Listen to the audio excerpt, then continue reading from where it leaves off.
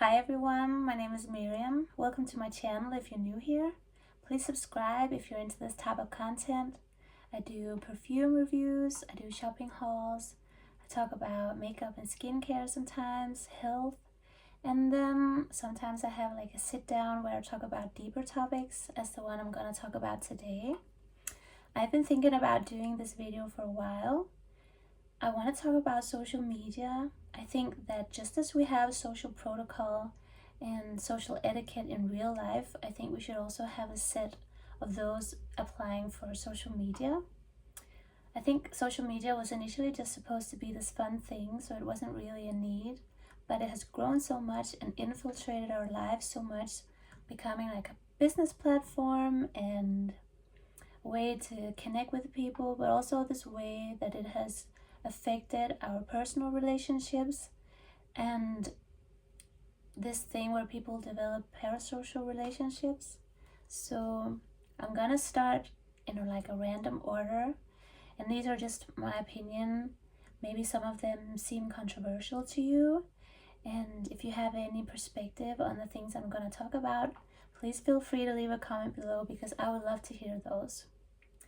So the first thing I want to talk about is, I think when you're following friends and family on social media, it's important to remember that your relationship to people in your life is a dynamic thing between you guys in real life. So connecting or interacting with their online content does not make up for the actual contact you would have with them in real life. So you don't keep up with them through their content on social media. And this goes into the whole thing I'm going to talk about later on, about content not being an actual representation of that person's life or what's going on in their life.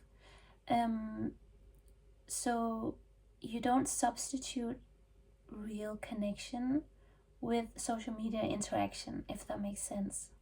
Also, you don't dismiss yourself from relationships based on them posting things that to you imply that they're in a place in their life where their life is better than yours in some regard, because you have to know that what people post online, and I feel so silly saying this because I feel like it should be common knowledge, but it isn't for a lot of people, and maybe it's just unconsciously, but the things that people post online are just like their highlights, their moments that they choose to share. So everything you see is curated, it's carefully curated.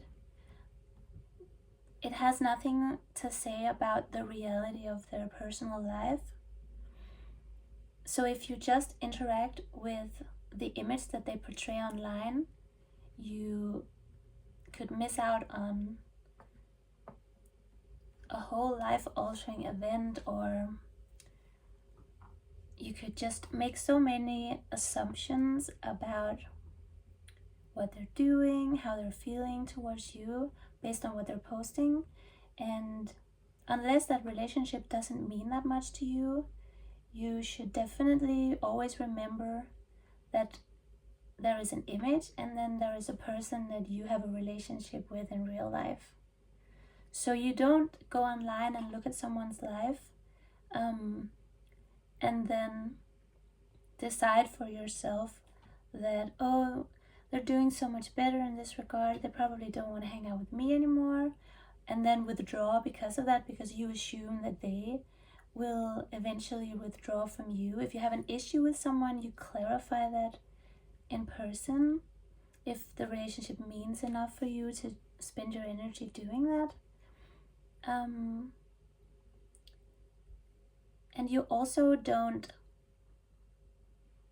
stop being in relationships with people because they don't polish their image enough online, or they don't post exciting stuff, or they don't have a linear aesthetic on Instagram, or they don't show impressive things that you wanna surround yourself with. Because again, Those are two separate things. People you're friends with or you're related to, that relationship is completely separate from their online presence. You really have to drill that into your head if you want to have successful and meaningful relationships in real life. And that ties into the next thing on my mental list, is that because people are so competitive and comparative by nature, this tendency to be social climbers and be opportunistic when it comes to relationships. I think it's cool to be that way when it comes to business and like creative endeavors, but you should separate that mindset and that way of acquiring friends, separate that completely from your actual friends in real life that you confide in and that you trust, because otherwise it's just like this murky, weird, parasocial situations where feelings get hurt and projections are made, and it's kind of like trying to speak French in the middle of, I don't know, trying to speak French to like a Thai local. I don't know how else to put it, because I think it's cool that people are ambitious about their opportunities in life. But if you apply that same logic to how you make friends, you're kind of creating a lot of bad karma for yourself, I think. And I don't mean karma in like the superstitious concept, but like actual consequences for yourself later on when you get to the circles that you always imagined you wanted to be in. You get to the part of society that you imagined you wanted to be in, and you realize it was just like an online bubble, and you have no real connection to these people at all.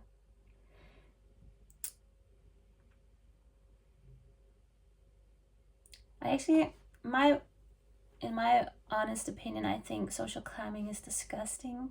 I think there's a lot of things that should make you not want to be friends with people or not want to associate with people, but it should be based on their habits, their values, and their manners, their actual behavior in real life. If that's damaging or detrimental to you or dragging you down, I think it's okay to be quite ruthless with that, but it just shouldn't be because of their aesthetic or their amount of followers, their amount of views, their online popularity, because it's not going to give you anything worth having in life. I promise you that. I can attest to that.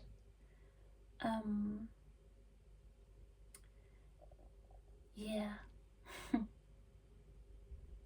Another thing, I think, if you are a parent and you have kids that are online, I think it's your responsibility to block content that you don't want your children to be affected by, because children are kind of like they do come in with their own essence, but they're kind of like a blank canvas that is programmed by everything they see and hear. Just like we try to raise children, they're also raised by everything that they consume, especially when we spend so many hours online every day.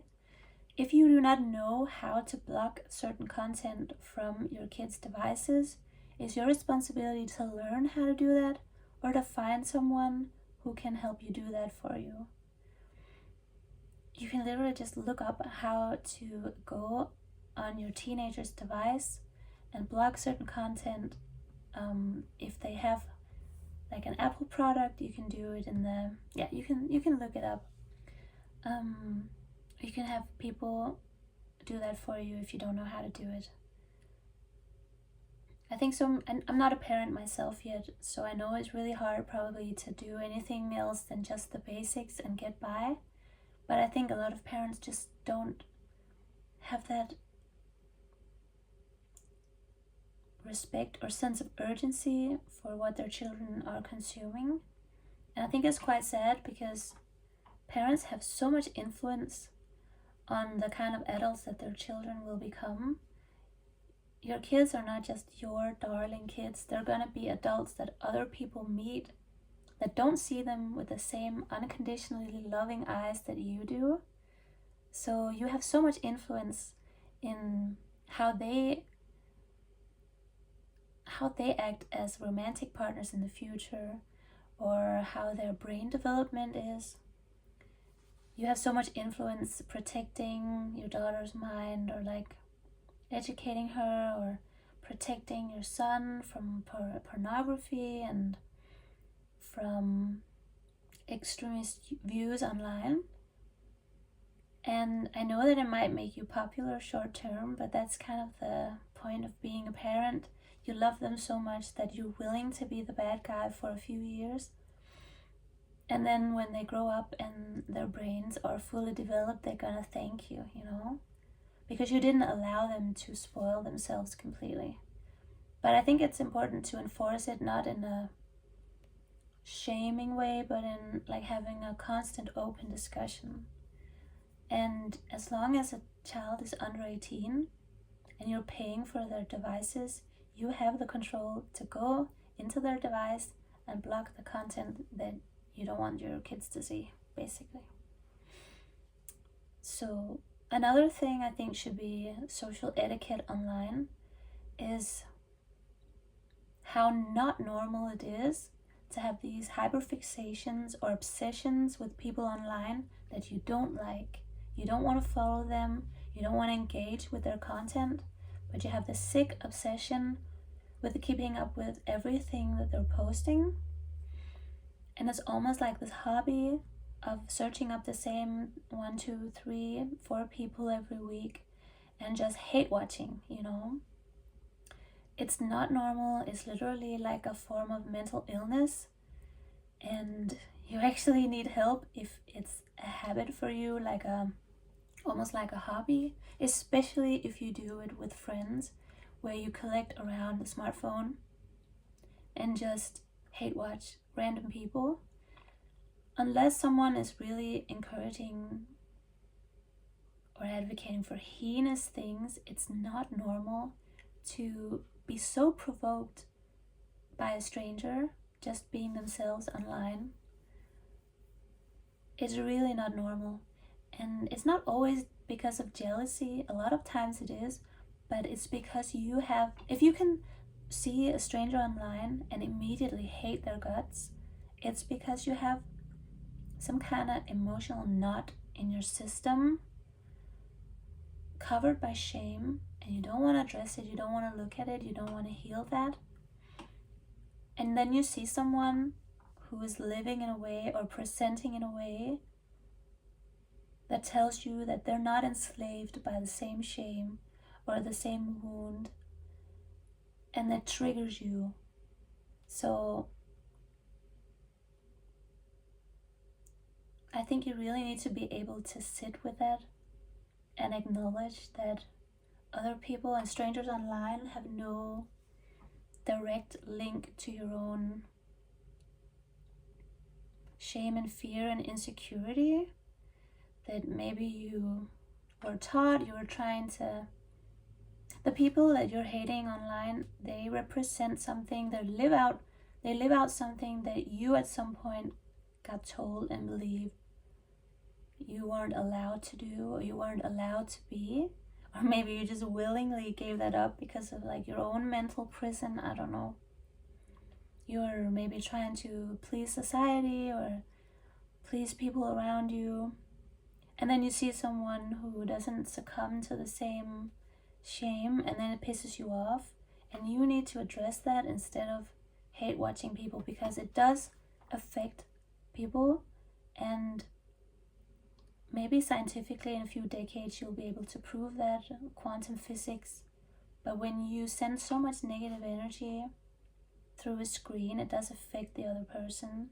And I think that's why a lot of people have such poor mental health, especially if they are online a lot, because they feel that energetic imprint that you put on their page. And maybe that's your whole agenda, I don't know. But it's really sick, and it's such a waste of energy.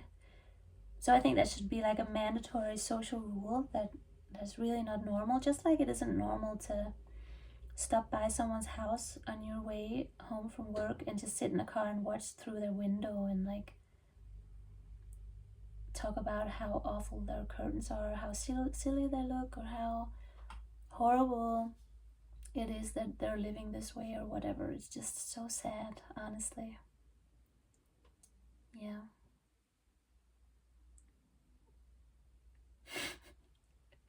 It's so laughable. I don't know. I wish I could put a more positive spin on it, but I really can't.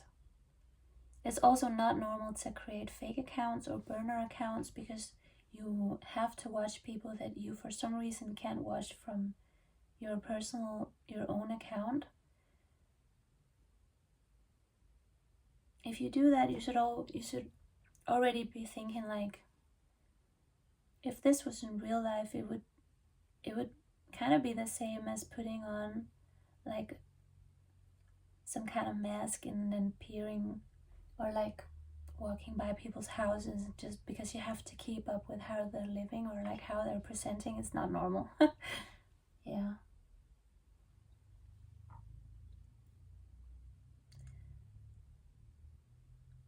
What people post online and who they are in real life, it can be connected, but you have to disconnect the two if you want to have fruitful relationships and if you want to have like good mental health and still be online. You can't form opinions about people that are going to alter the way you treat them or engage with them based on what they post online. You can't punish them for their aesthetic or lack of aesthetic. You don't have any claim or say in their consistency, their format, their experimentation with looks. You just get to enjoy what they post, and that's it. Another thing I think should be talked about more is how some things look good online with like outfits and clothes and makeup, but they don't translate well into real life. I think people have really lost respect for how to dress appropriately for different occasions. And you can kind of tell when people are chronically online and they show up to children's birthdays or family dinners or being around people's spouses and in these outfits that are just not appropriate for the occasion. And I'm not Puritan at all. Like, if I didn't have to think about those things, I would probably walk around half naked all the time. That's when I feel the best and like feel the most like myself, you know. I would probably have blue hair and wear all the t-shirts that I have with this provocative sayings with the rhinestones on the chest, you know, the kind of t-shirts that I only wear at a festival. So it's not coming from like a Puritan conservative place. It's just common sense. I know that you can dress however you want and it's people's own responsibility to control themselves, but when you dress appropriately for the occasion, you kind of signal to other people, I acknowledge that we are both sexual creatures by nature, but we are able to be civil, and I signal that I trust myself to be civil around you, and I trust you to be civil, and then we can meet in that arena. And you have to learn that if you want to be friends with people who are married or who are in relationships, because it's respect. But then on the other hand, you shouldn't, if people dress appropriately in real life, you shouldn't judge them for expressing their most true or like most creative side online, you know. It's probably their own little haven, the one place that they get to let out other sides of themselves that don't get much oxygen in like day-to-day life, you know. So yeah, I probably have a lot more points if I think about it too much, but I'm not gonna do that today. I want to keep it short and sweet. But if you have any suggestions or thoughts about like social rules that you wish more people knew or more people practiced online, please leave them in the comments below and I would love to read them. Thank you so much for watching, and I'll see you in the next video.